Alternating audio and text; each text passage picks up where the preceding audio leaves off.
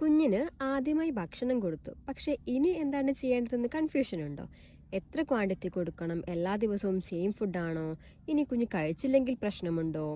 ഇന്നത്തെ വീഡിയോയിൽ weaning start ചെയ്തതിന് ശേഷമുള്ള ഫസ്റ്റ് 30 ഡേയ്സ് എങ്ങനെ മാനേജ് ചെയ്യണമെന്ന് എക്സ്പ്ലെയിൻ ചെയ്യാം. Hello dear parents, I am Aishwarya, speech language pathologist. പാരൻസിന് സയൻറ്റിഫിക്കലി കറക്റ്റായ ഇൻഫോംഡ് പാരൻറ്റിംഗ് ടിപ്സാണ് ഞാൻ ഈ ചാനലിൽ പ്രൊവൈഡ് ചെയ്യുന്നത്. വീനിങ് സ്റ്റാർട്ട് ചെയ്തതിന് ശേഷം ഏറ്റവും ഇമ്പോർട്ടൻ്റ് ആയ ഫസ്റ്റ് 1 മന്ത് എങ്ങനെ ഹാൻഡിൽ ചെയ്യണമെന്ന് നോക്കാം. എങ്ങനെയാണ് ഒരു നല്ല ഫുഡ് സെലക്ട് ചെയ്യുക? നമ്മൾ കൊടുക്കുന്ന ഫുഡ് ഈസി ടു ഡൈജസ്റ്റ് ആയിരിക്കണം, സോഫ്റ്റ് കൺസിസ്റ്റൻസി ആയിരിക്കണം, അലർജി ചാൻസ് കുറവായിരിക്കണം, അയൺ ആൻഡ് ന്യൂട്രിയൻസ് ആണ് പ്രൊവൈഡ് ചെയ്യേണ്ടത്. മോസ്റ്റ് ഇമ്പോർട്ടൻ്റ്ലി ടെക്സ്ചർ സേഫ് ആയിരിക്കണം. വളരെ വാട്ടറി കൺസിസ്റ്റൻസി അൺസേഫ് ആകാം. അതുപോലെ തിക്ക് ലംസ് ഉള്ള ഫുഡും തുടക്കത്തിൽ അവോയ്ഡ് ചെയ്യണം. Smooth and slightly thick consistency ആണ് ഏറ്റവും ബെസ്റ്റ്. ഇനി എന്തൊക്കെ ഫുഡാണ് നമുക്ക് കൊടുക്കാൻ പറ്റുക എന്ന് നോക്കാം. ഒന്നാമതായി റൈസ് ബേസ്ഡ് ഫുഡ്സ്. കേരളത്തിലെ പല വീടുകളിലും ഫസ്റ്റ് ഫുഡായി റൈസ് ബേസ്ഡ് ഫുഡ്സ് ആണ് കൊടുക്കാറുള്ളത്. അതിൽ തെറ്റില്ല. Rice generally easy to digest ആണ്. ഹോം മെയ്ഡ് പ്രിപ്പറേഷൻ ചെയ്യുമ്പോൾ വെൽ കുക്ക്ഡ് റൈസ് എടുത്ത് ബ്രസ്റ്റ് മിൽക്ക്, ഫോർമുല അല്ലെങ്കിൽ വാം വാട്ടറിൽ ചേർത്ത് സ്മൂത്താക്കി കൊടുക്കാം. ആദ്യ ദിവസം 1 അല്ലെങ്കിൽ 2 സ്പൂൺ മാത്രം മതി. നമ്മുടെ ഗോൾ സ്റ്റൊമക്ക് ഫുള്ളാക്കുക എന്നുള്ളതല്ല, ഫുഡിനോടൊരു എക്സ്പോഷർ കൊടുക്കുക എന്നുള്ളതാണ്. രണ്ടാമത്തെ ഒരു ഓപ്ഷനാണ് ragi. Ragi is another popular starter food. Iron content ഉള്ളതിനാൽ നല്ലൊരു ഓപ്ഷനാണ്.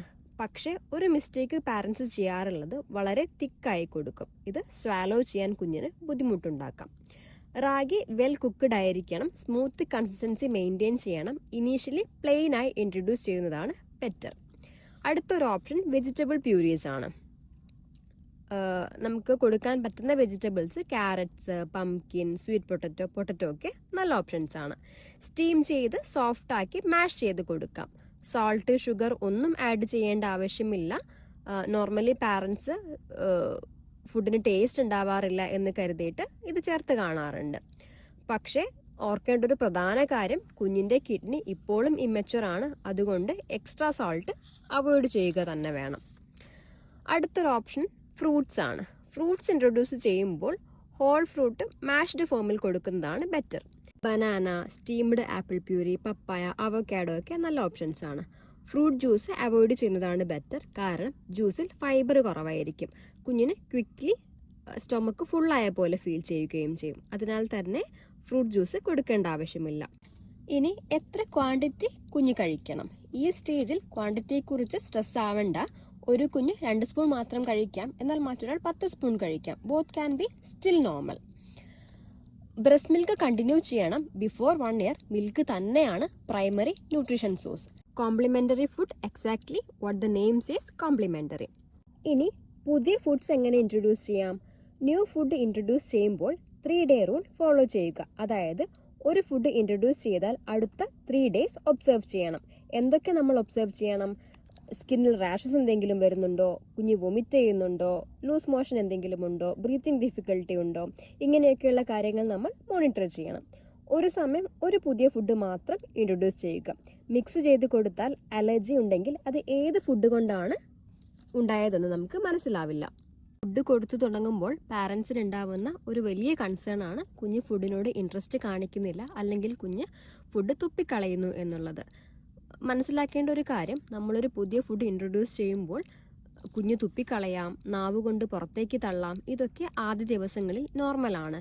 പുതിയ ടെക്സ്ചർ ആൻഡ് പുതിയ ടേസ്റ്റൊക്കെ പ്രോസസ്സ് ചെയ്യാൻ കുഞ്ഞിന് സമയമെടുക്കാം. ഒരു ഫുഡ് ആക്സെപ്റ്റ് ചെയ്യാൻ തന്നെ ചില ബേബീസിന് 10-15 എക്സ്പോഷേഴ്സൊക്കെ വേണ്ടി വരാറുണ്ട്.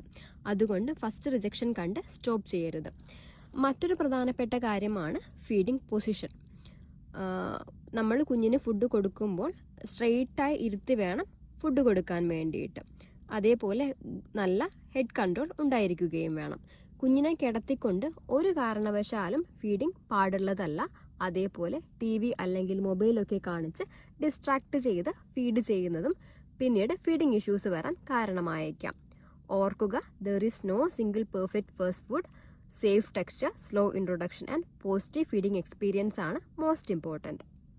ഈ വീഡിയോ എല്ലാവർക്കും ഉപകാരപ്രദമായെന്ന് വിശ്വസിക്കുന്നു. വീഡിയോ ഇഷ്ടമായ ലൈക്ക് ചെയ്യുക. അതേപോലെ പുതിയ പാരൻസിന് ഷെയർ ചെയ്യുകയും ചെയ്യുക. താങ്ക്